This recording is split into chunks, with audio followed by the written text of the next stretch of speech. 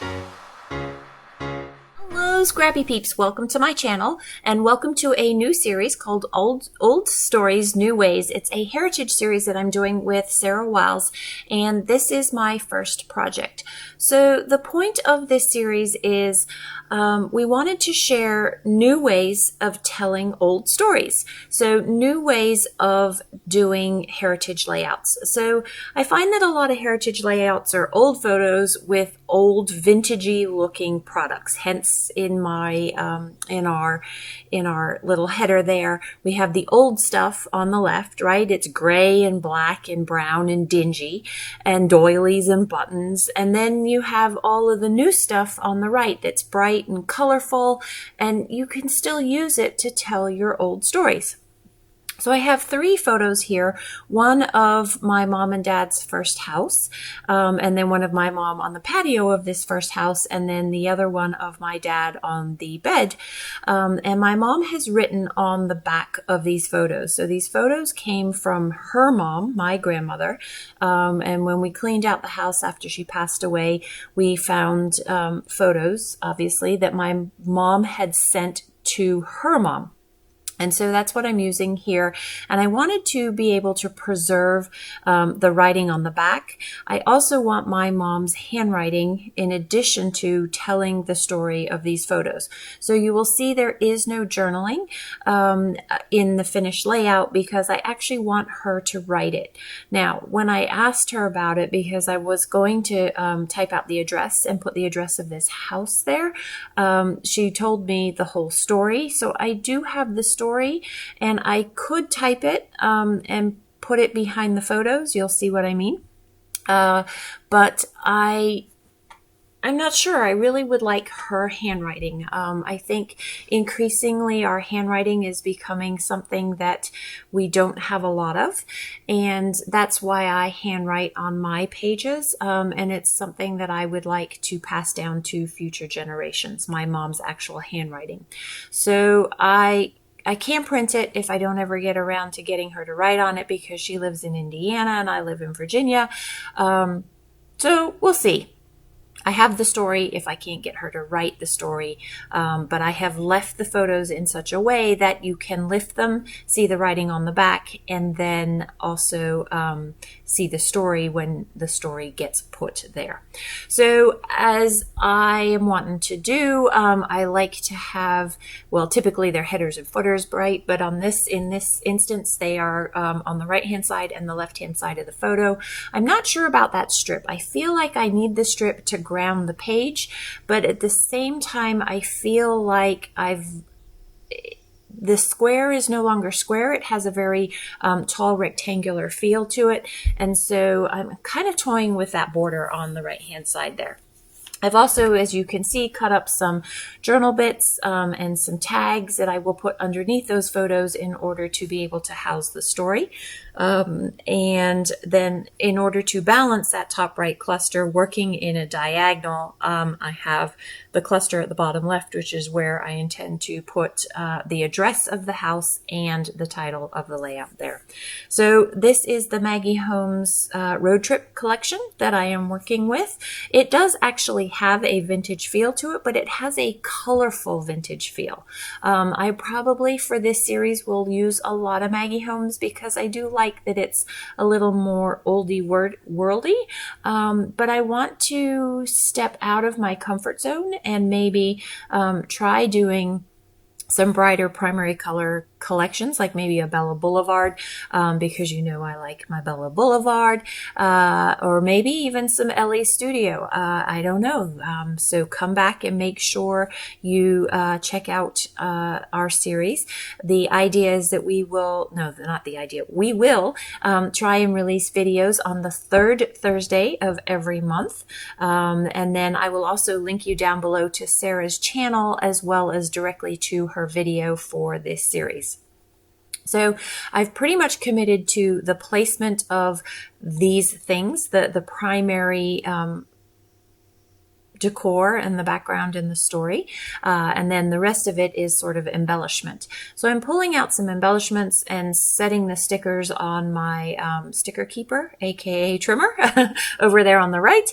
And I decided to use the packaging. I really like that, and I don't need it, right? So I'm going to go ahead and use it. So just kind of put that off to the side so that it doesn't take up too much room, because as it is in full size, it's kind of big relative to these photos.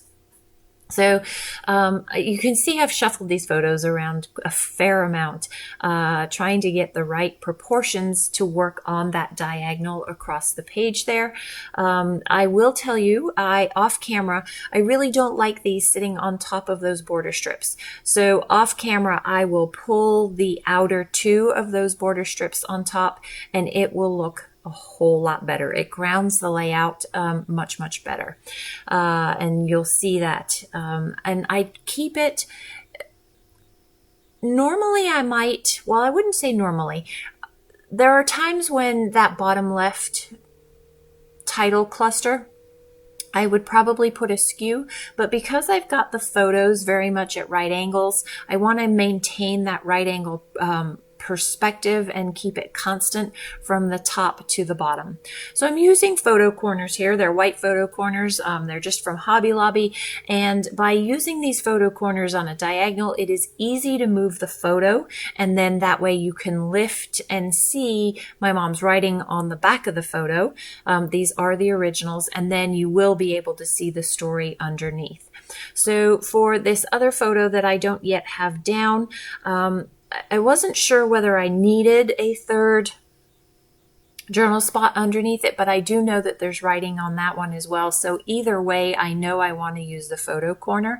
I'm just not sure how I want to use those photo corners. So I kind of want to figure out where everything else is going to go, and then figure out what I have to put with those photo corners, because I do want some embellishment up the top left here. And what I decide is that I want this butterfly. I like dimension, and so I'm going to actually attach the butterfly to that top left photo corner. A lot of my mom is on the right-hand side of that photo, following the rule of thirds. And so really a lot of the left-hand side of that photo is immaterial. It's just part of the design of it and not necessarily needed to be seen. So it covers the photo corner, which is super nice. And then that way you've got some embellishment there. So pulling my sticker from the sticker keeper there, I'm going to use that as embellishment and kind of layer up some flowers and some butterflies and just add a little bit more color up in that top right hand corner, because they are black and white photos, and this way I can have an even display of color along that diagonal instead of just that black and white that is up there. So most of my photos that you see me scrapbook for this series, in the Heritage series, are going to be black and white. My mom and dad had black and white film. I don't know that I have many color photos of them themselves. When we came along, my sister, my brother, and I think we start transitioning to color photos, but I'm not entirely sure. I know many of my baby photos are black and white, so we will see. But anticipate that you will see a lot of black and white photos with bright, colorful collections. The whole point of that series there. So I've got a mix of the stickers. I believe that banner, that pink banner, is definitely vellum. And I know this is where I'm going to house the title and the address. It's not written in there. And so I like that tag because it does, I believe it says address somewhere in there, and that allowed me to write that. And I liked the little world map, and I will eventually put I think a little star, maybe the locator that I end up putting on here, I might put down over Malaysia, because my mom and dad were in Malaysia. This house is their first house together is in Malaysia. So I'm pointing to the gold in the tag, and I want to find something gold to put the title. It just says home. I had thought about first home, but I like the way that home fits in that space there. And the story will reference that it is their first house together after they got married.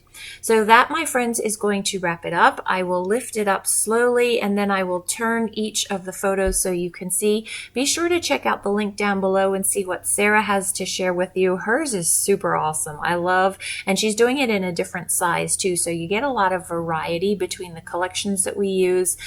She's got color photos as well, and different ideas of how you can kind of make more modern old storytelling for your heritage layouts. So thanks for stopping in today. Definitely in the description box down below, let me know what you think of this new series. I'm really excited about it.